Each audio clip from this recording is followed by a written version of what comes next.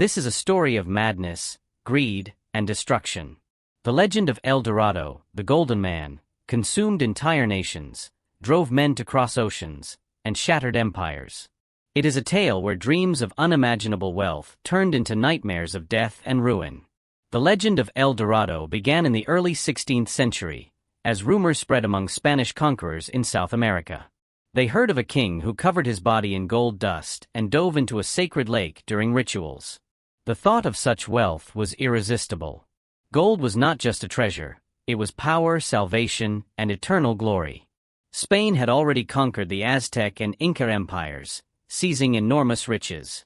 But for conquistadors, it was never enough. Stories of a new golden kingdom hidden deep in jungles and mountains promised even greater rewards. The promise of El Dorado became a fire that burned across Europe.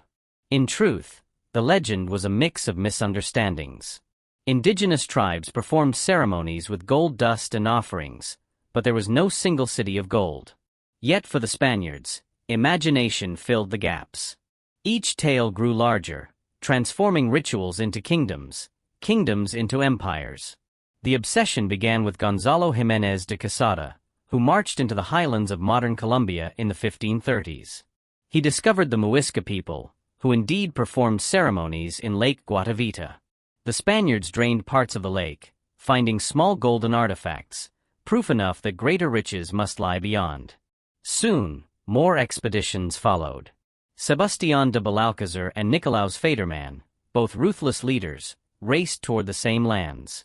Their armies clashed, not against natives alone, but against each other, each convinced El Dorado was just beyond the next mountain. The hunger for gold became more than human ambition, it became a curse. Thousands of indigenous people were enslaved or killed. Forests burned. Rivers ran red. Entire tribes vanished, their lives sacrificed to a myth. As the years passed, the legend only grew. El Dorado was no longer a man or a lake, it was said to be a city. Then, a kingdom. Then, an entire empire. The map of South America filled with phantom places, always just out of reach. One of the most infamous seekers was Gonzalo Pizarro, brother of Francisco Pizarro, the conqueror of the Inca. In 1541, Gonzalo led an expedition east of Quito, dragging hundreds of men, horses, and even war dogs into the unknown. Their goal, to find El Dorado in the endless Amazon. The journey was catastrophic. Supplies ran out. Disease spread. Soldiers starved. To survive, they ate leather roots, even each other. More than half the expedition died. Gonzalo himself barely escaped with his life. Yet the dream of El Dorado did not die with them. It was Francisco de Orellana, Gonzalo's lieutenant, who made history during that doomed mission. Splitting from the main force, he sailed downriver and accidentally became the first European to navigate the entire Amazon.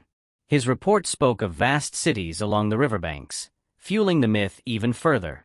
By the late 16th century, El Dorado had shifted again. Now it was believed to lie in the heart of Guyana, a vast, unexplored land between Venezuela and Brazil. Here, the legend found a new champion, Sir Walter Raleigh. Raleigh, one of Queen Elizabeth's favorites, dreamed of creating a golden empire for England. In 1595, he sailed to South America, claiming to have found signs of a magnificent city on the Orinoco River. He returned home boasting of a city richer than Peru, though in truth, he had found nothing. Still, Raleigh's words had power. His books inspired generations of explorers and adventurers. Even as Spain and England fought bitter wars, both empires were united by the same hunger, the dream of El Dorado. But behind the dream was only ruin. Countless expeditions ended in failure, with men lost to hunger, disease, or arrows of native warriors defending their lands. The jungles of South America became a graveyard for ambition. For the indigenous peoples, El Dorado was no myth. It was tragedy. Their sacred traditions were twisted into lies by outsiders. Their lands were invaded, their people enslaved, and their cultures nearly erased, all for a kingdom that never existed. Even Raleigh himself paid the price. In 1617, desperate to restore his fortune, he returned to Guyana on another quest for El Dorado.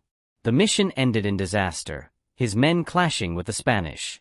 When he returned to England, the crown had him executed. The curse of El Dorado had claimed another victim. Yet the legend never truly died. 4 centuries afterward, treasure hunters and adventurers continued to search, certain that somewhere in the jungles lay a city of untold wealth. None ever found it. Modern archaeology has revealed part of the truth. There were no golden empires hidden in the jungle, but there were great civilizations. Along the Amazon, vast networks of cities and roads existed, built by native peoples long before Europeans arrived. Disease and conquest destroyed them, leaving behind only fragments. In a cruel twist, El Dorado was never about gold at all. It was about misunderstanding, greed, and destruction. A ceremonial ritual became a myth, and that myth became a curse that shaped history. The story of El Dorado is not one of treasure found, but treasure lost. Lost lives, lost cultures, lost worlds. The quest for gold blinded generations to the real wealth of the Americas, its people, its knowledge, its civilizations. Today, El Dorado remains a symbol. For some, it is the ultimate treasure hunt. For others, it is a warning that unchecked greed leads only to ruin. In the end, El Dorado was never a place on a map. It was a mirror, reflecting the darkest desires of the human heart.